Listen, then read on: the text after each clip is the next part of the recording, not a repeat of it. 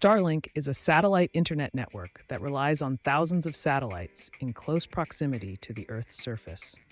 This constellation of low Earth orbiting satellites transmits signals from satellite to satellite, as well as ground stations to provide high-speed broadband internet services. Developed by Elon Musk's space exploration company SpaceX, the telecommunication project aims to shoot 42,000 small satellites into space over the next couple of decades, forming a globe-encircling ring just 340 miles overhead. That number today stands at 4,368 satellites, according to independent research database Broadband Now. Since its launch in 2019, the telecommunications project has skyrocketed, now servicing more than 1 million users, SpaceX announced in a tweet. As with any satellite telecommunications service, Starlink involves beaming internet data via radio signals through the vacuum of space. Ground stations then broadcast those signals to orbiting satellites, which relay the data back to Earthside users. But what differentiates Starlink is the sheer volume and short geospatial proximity of its satellites. Most satellite internet services bounce signals from a single geostationary satellite. They're about the size of a bus and orbit at 22,000 miles from the Earth's surface. Traditional satellites typically max out at around 100 megabits per second, with an average of 31 megabits per second.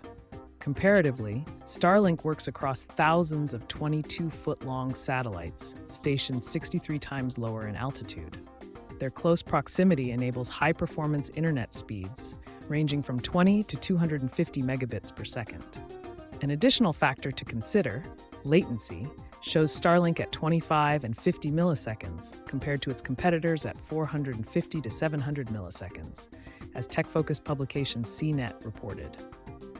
Starlink satellites have been upgraded to communicate through a laser-based network.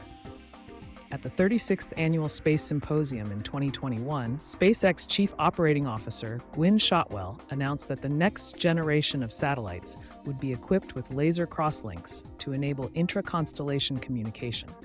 This allows satellites to share data without having to transmit it all the way back to ground stations. With this feature, the need for terrestrial stations greatly decreases, and internet accessibility becomes possible in areas where stations cannot be built, as reported by online publication space.com.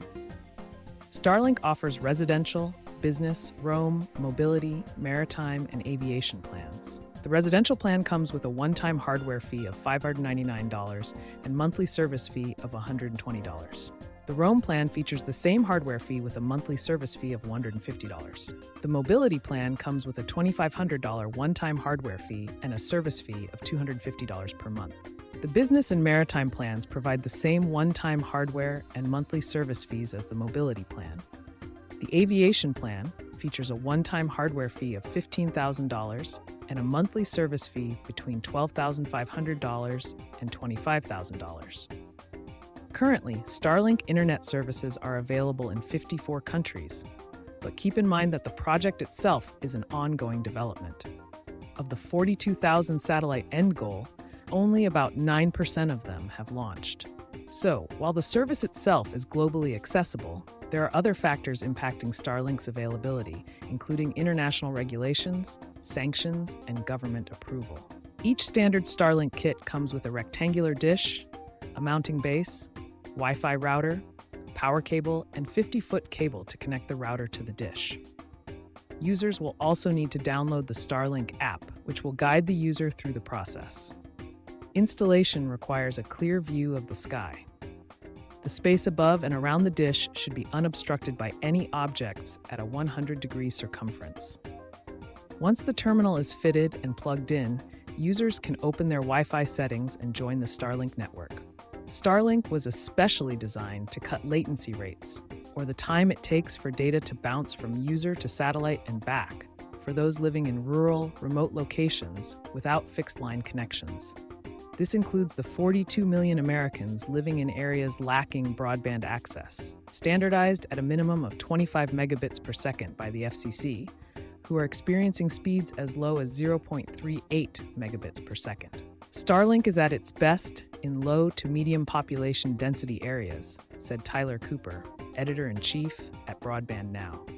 Highly populated cities are not optimal for the technology in its current form, as the bandwidth between users in a local area is shared, meaning performance will suffer when hundreds of users are trying to connect at the same time.